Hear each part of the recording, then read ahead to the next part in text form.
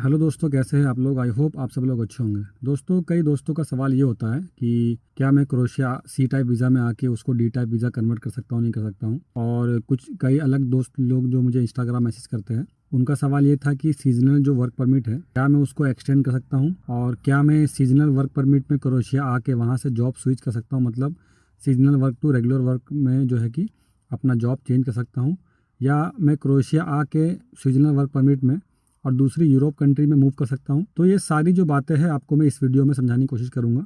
तो इस वीडियो को पूरा देखें। सबसे पहले वीडियो को लाइक कर दें और चैनल को सब्सक्राइब कर दें। चलिए फिर वीडियो को स्टार्ट करते हैं। तो सबसे पहला जो जो सवाल है कि क्या मैं सी टाइप वीज़ा को डी टाइप वीज़ा में कन्वर्ट कर सकता हूँ, नहीं कर सकता हूँ क्रोएशिया के अंदर। तो मैं आपको एक बात क्लियर कर दूँ कि ये लीगल नहीं है कि आप अपने सी टाइप वीज़ा को डी टाइप में कन्वर्ट करना है, ठीक है। और अगर दोस्तों कोई एजेंसी आपको बोलती है कि मैं तुमको टूरिस्ट वीज़ा में भेज रहा हूँ और वहाँ मेरा लिंकअप है, मैं आपको डी वीज़ा में कन्वर्ट करवा दूंगा, तो आप उसकी बात बिल्कुल ना माने। ये एक एक्चुअली ये लीगल ही नहीं है ऐसा करना।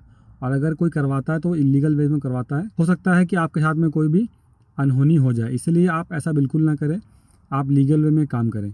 आप एक बात ध्यान रखें कि सी टाइप वीज़ा को डी टाइप वीज़ा में कन्वर्ट नहीं कर सकते। दूसरी बात यह है कि ये एक ऐसा हो सकता है कि अगर आप टूरिस्ट वीज़ा लेके क्रोएशिया आ रहे हो और आप यहाँ पे किसी कंपनी में इंटरव्यू दिया, वैसे तो ये लीगल नहीं है, इलीगल वे है, बट अगर ऐसा होता है तो इस केस में भी आपको कंट्री को एग्जिट करना पड़ेगा और दोबारा जो प्रोसेस होता है अपनी जो एम्प्लॉयर को डॉक्यूमेंट साइन करने पड़ेंगे, फिर वो आपके बिहाफ में वर्क परमिट इशू करेंगे और आपको फिर वीज़ा लेके यहाँ पे इस कंट्री में आना है। तो टूरिस्ट वीज़ा को जो वर्क वीज़ा में डायरेक्टली कन्वर्ट नहीं कर सकते दोस्तों। अब दोस्तों बात करते हैं सीजनल वर्क परमिट की। तो दोस्तों सीजनल वर्क परमिट जो है ज़्यादातर 6 महीने के लिए ही इशू होता है, और ये 3 कैटेगरी में इशू होता है: हॉस्पिटैलिटी में, टूरिज्म में और एग्रीकल्चर में। इनका एक स्पेसिफिक टाइम होता है, इस टाइम में ही आपका जो वर्क परमिट इशू होता है और आपको यहाँ पे हायर किया जाता है। तो दोस्तों, अगर आप सीजनल वर्क परमिट में टूरिज्म एंड हॉस्पिटैलिटी के अंदर में आते हैं, जो टाइम होगा आपका जॉब का वो होगा अप्रैल मई से सितंबर अक्टूबर तक। और दोस्तों, अगर आप एग्रीकल्चर में आते हैं, फार्मिंग एंड हार्वेस्टिंग में, उसका एक डिफरेंट टाइम होता है। 3-3 महीने का अलग अलग क्रॉप में काम होता है। तो जैसा आपको वर्क परमिट इशू किया जाएगा 6 महीने के लिए, तो 6 महीने में हो सकता है कि आपको एग्रीकल्चर में 3 महीने इधर 3 महीने उधर काम करा के वो फिनिश कर, या हो सकता है कि 6 महीना आप एक ही जगह में काम करें। अब क्वेश्चन ये होगा आपके दिमाग में कि क्या मैं सीजनल वर्क परमिट में आके अपना वीज़ा एक्सटेंड कर सकता हूँ। तो अगर आप लोग 6 महीने के सीजनल वर्क परमिट में आ रहे हैं तो एग्रीकल्चर में सिर्फ, दूसरा होटल एंड टूरिज्म में तो पॉसिबल नहीं है, बट एग्रीकल्चर में आपको 3 महीने और एक्सटेंड हो सकता है, बट वो सेम वर्क परमिट में नहीं होगा। आपके लिए एक स्पेशल वर्क परमिट इशू किया जाएगा जो कि डिफरेंट क्रॉप का होगा। आपकी कैटेगरी जो समर में अगर आप आए होंगे तो आपको ऑटम क्रॉप में आपको काम करना पड़ेगा। तो इस तरीके से आप टोटल 9 महीने एक साल में ये काम कर सकते हैं, और जैसे ही आपके 9 महीने पूरे होते हैं आपको कंट्री को एग्जिट करना पड़ेगा। तो दोस्तों, अब बात करते हैं जो लोग सीजनल वर्क परमिट में आ रहे हैं और वो प्लानिंग कर रहे हैं कि मुझे जॉब स्विच करना है, मतलब सीजनल वर्क परमिट से रेगुलर वर्क परमिट में अपना जॉब को स्विच करना है, तो वो क्या पॉसिबिलिटी है कि आप कर सकते हैं या नहीं कर सकते। दोस्तों, क्रोएशिया में जब आप सीजनल वर्क परमिट में आते हैं तो आपको रेगुलर वर्क परमिट में जाना पॉसिबल है। दोस्तों, आप अपना जॉब को स्विच कर सकते हैं। तो जब आप अपना जॉब स्विच करेंगे तो इस बात का ध्यान दें कि आपका जो टाइमिंग है वो अच्छे से होना चाहिए, और जो आपका न्यू एम्प्लॉयर है न्यू वर्क परमिट इशू कर दे, ताकि आप जैसे ही वो वर्क परमिट इशू होगा और यहाँ पे आपका सीजनल वर्क परमिट टाइम खत्म होगा तो आप बिना कंट्री को एग्जिट किए हुए अपने नए एम्प्लॉयर के साथ में काम कर सकते। अगर वर्क परमिट इशू हुआ नहीं है दोस्तों, तो आप बिल्कुल भी काम नहीं कर सकते, कंट्री को एग्जिट करना पड़ेगा।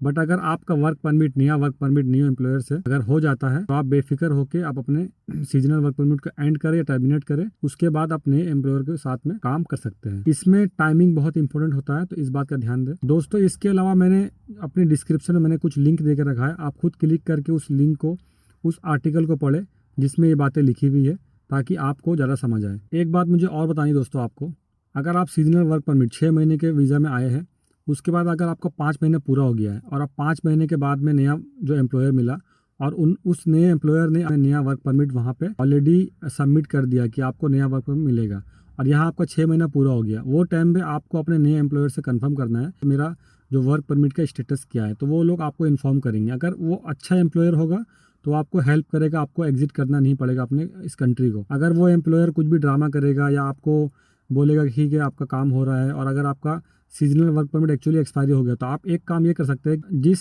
पुलिस स्टेशन में आपका वर्क परमिट इशू हो रहा है वहाँ पे आपको मेल करना है, फिजिकली जाना पड़ेगा आपको, और वहाँ जाने के बाद उनसे इंक्वायरी कर सकते हैं कि मेरा रेफरेंस नंबर ये है वर्क परमिट का, मेरी नई कंपनी मेरे लिए वर्क परमिट इशू कर रही है, मेरा सीजनल वर्क परमिट एक्सपायरी हो गया है, तो मुझे क्या करना है। तो वो लोग आपको आइडिया देंगे। हो सकता है कि वो लोग आपको अलाउ करे इस कंट्री में रहने का, या आपको बोले कि एग्जिट करे, क्योंकि सीजनल वर्क परमिट में कोई भी ग्रेस पीरियड दोस्तों नहीं होता है। Seasonal work permit to regular work permit में जब स्विच करते हैं तो आपको टाइमिंग का बहुत ध्यान देना पड़ेगा दोस्तों। एक बात दोस्तों और थी, वो ये थी कि क्या सीजनल वर्क परमिट में अगर आप लोग क्रोएशिया आते हैं और क्रोएशिया से आपको मूव करना दूसरी कंट्री, तो क्या ये पॉसिबल है दोस्तों? ये पॉसिबल है, आप दूसरी कंट्री मूव हो सकते हैं।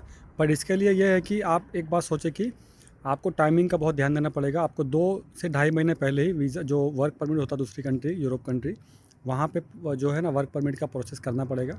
वो प्रोसेस हो जाएगा, उसके बाद जब आपका वर्क परमिट आ जाएगा, तो अगर आपका जो आपका टीआरसी कार्ड यहाँ का जो सीजनल वर्क परमिट का एक्सपायरी नहीं होता है, तो आप जो नया वीज़ा है वो एम्बेसी से ले लें जिस कंट्री में आप मूव करने वाले हैं। और एक बात बहुत ही इंपॉर्टेंट ये है, वो ये है कि जब सीजनल वर्क परमिट में आप आते हो तो एक बात का ध्यान रखें, ज़्यादातर जो एम्बेसी है दूसरी कंट्री की जितनी भी एम्बेसी है वो मेन ज़गरेब में है, और जो सीजनल वर्क परमिट का जो लोकेशन होता है वो ज़गरेब से काफ़ी दूर होता है। आपको पता ही है एग्रीकल्चर में अगर आप हैं, टूरिज्म एंड हॉस्पिटैलिटी में आते हैं, तो ये सब जगह जो बीचेस के पास होती है। तो ज़गरेब का लोकेशन और वो लोकेशन अगर पास होगा तभी ये सब काम जो पेपर वर्क जो प्रोसेस होना आसानी रहता है। नहीं तो आप ये माइंड में लेके नहीं आए। मैं तो बस आपको एक एडवाइस दे रहा था कि आप ऐसा कर सकते हैं, बट ये इसकी पॉसिबिलिटी जो है कि आपके ऊपर डिपेंड करती है, आपके लोकेशन के ऊपर डिपेंड करती है। दोस्तों मेरी खुद की एडवाइस ये रहेगी कि आप लोग जो है सीजनल वर्क परमिट में आए और काम करके और कोशिश करें दूसरी कंट्री मूव करने के लिए, अगर आपके पास जो है कि ये चांस है। अगर नहीं चांस है तो आप बिल्कुल भी अपना जो वीज़ा एक्सपायरी होने के बाद यहाँ पे रुके नहीं, क्योंकि यहाँ पेनल्टी बहुत हैवी होती है। इसके लिए इस बात का ध्यान दें।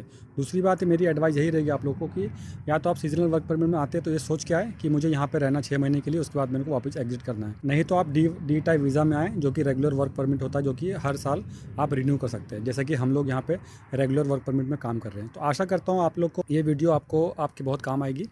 तो फिर मिलते हैं नेक्स्ट व्लॉग में, जब तक के लिए अपना ध्यान रखें।